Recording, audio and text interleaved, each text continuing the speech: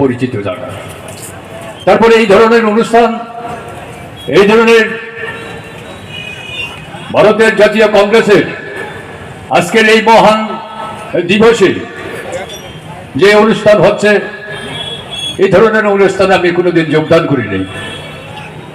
আজকে জীবনের শেষ প্রান্তে এসে আমি আমার অভিজ্ঞতা, অতীতের সমস্ত কিছু ভাবচিন্তাকে আগামী দিনে যতটুকু আমি অর্জন করেছি, যতটুকু আমার অভিজ্ঞতা আছে, সেই অভিজ্ঞতার নিরিখে রাজ্যের এই আদিবাসীদের পরিবর্তনের ক্ষেত্রে, আদিবাসীদের এই সে দুর্বিষহ জীবন থেকে উত্তরণের জন্য এই আমাদের এই কংগ্রেস পার্টি যে দায়িত্ব নিয়েছেন, আবার সেটাকে সমর্থন করেই আজকে এইখানে আসা। অনেক কিছুই বলার আছে। বিগত দিনে আমি ছিলাম, বামফ্রন্টের সময়ে আমি মিনিস্টার হিসেবে ছিলাম। রাজ্যের 12 জন মন্ত্রী থাকেন। 12 জন মন্ত্রীর মধ্যে সব অধিক কাজের ক্ষমতা থাকে 4-5 জনের কাছে, আর সব ল্যাম্প পোস্ট, কাজের কোনো অধিকার থাকে না। যে দপ্তরের কোনো রস নেই, যে দপ্তরের করণীয় কোনো কিছু থাকে না, তাদের কদর দেওয়া হয় না। সেই অবস্থায় আমি 12-13-14 বছরের মতন আমি কাটিয়েছি বামফ্রন্টের সঙ্গে। দক্ষিণ নিজের ব্যক্তিগত জীবনে এগুলি তো আমি বাদই দিলাম। যেই উদ্দেশ্যে যাওয়া, যেই উদ্দেশ্যে সেখানে মন্ত্রীপদ শপথ নেওয়া, তার ধারার কাছেও আমি যেতে পারলাম না। অত্যন্ত পরিতাপের বিষয়।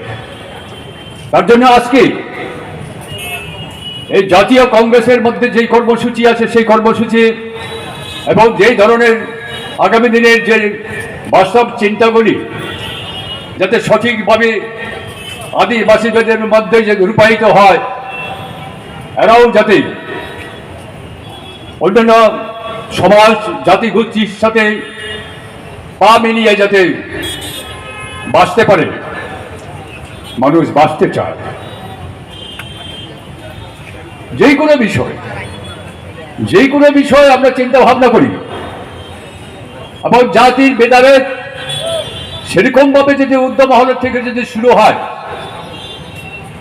এই সমান্তরাল শাসন ব্যবস্থা যদি না থাকে, এখানে জাতি উপজাতির বিভিন্ন ধরনের ভেদাভেদ যদি সেখানে থাকে, সেখানে অনুন্নত জাতিতে যারা আছেন তাদের কোনো কিছু পরিবর্তন আমরা দেখতে পাবো না। তারপরে কি দেখলাম, আমি বিজেপির কথা বাদিয়ে দিলাম।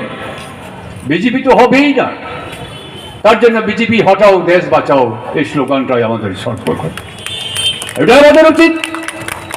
আর তারপরে দেখলাম জাতির ব্যাপারীরা, ট্রাইবেল অংশের মানুষদের নিয়ে কেনা বেচা বিভিন্ন রকম ব্যবসায় বদ্ধ আছেন।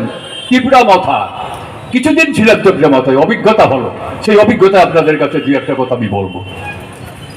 যেই ধরনের শৃঙ্খলা নেই, দলীয় শৃঙ্খলা বলতে কোনো কিছু নেই। প্রথম আমাকে যখন মহারাজ বলেছেন যে আপনার তো বয়স হয়ে গেছে, রাজনীতির পেনশনে আছেন, দীর্ঘদিন রাজনীতি করেছেন, আপনার অভিজ্ঞতায় আমাদের ত্রিপুরা মাথায় কাজে লাগান, এবং সেইভাবে আমার সাথে থেকে যাতে অন্তত ত্রিপুরা মাথায়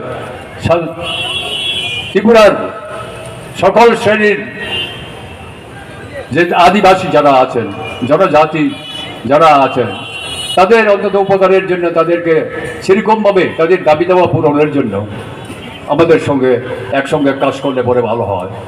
কিন্তু তখন চিন্তা ভাবনা করতে পারেন এই বিরাট একটা ভুল হয়ে গেছে, বিরাট একটা ভুল করেছি।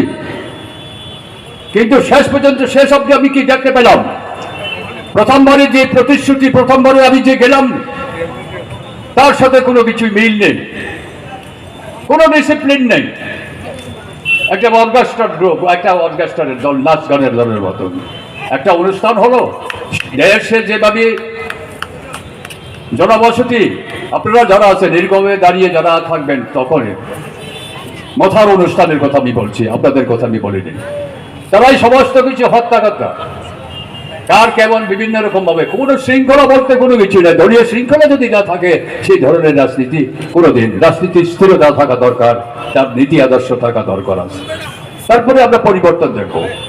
কারণ এতে বুঝতে পারলাম এখন যেভাবে যে ধোঁকা, যেভাবে ব্যবসা, এখন আবার নতুন করে শুনছি বৃহত্তর আন্দোলনের ডাক। আর কিছুদিন আগে শুনলাম না এখনো ত্রিপুরা অব্দি আসে নাই, আসাম অব্দি চলে এসেছে আমাদের greater Tripura line constitution solution, সব কিছুই আমরা পেয়ে যাব। আর এখন আবার নতুন করে সেরকমভাবে আমাদের সংগ্রাম চালানো দরকার আছে।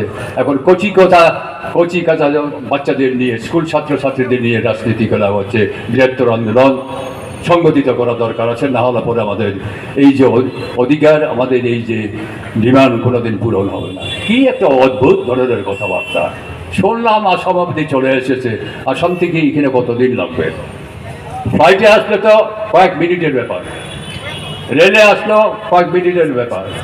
তাহলে কেন এইসব বিভিন্ন রকম ধোঁকাবাজি? কতিপয় নেতৃত্বে যারা আছেন বিভিন্নভাবে বিভিন্ন রকম সুবিধা বাগিয়ে নিচ্ছেন, কিন্তু আমরা পাহাড়ে গঞ্জে কন্দরে যারা হয়তো বসবাস করছি, যাদের লেখাপড়া নেই, শিক্ষার কোনো সেরকমভাবে সময় তারা দিতে পারে নেই, এইসব লোকেদের কাছে বিভিন্ন রকম ইয়েতে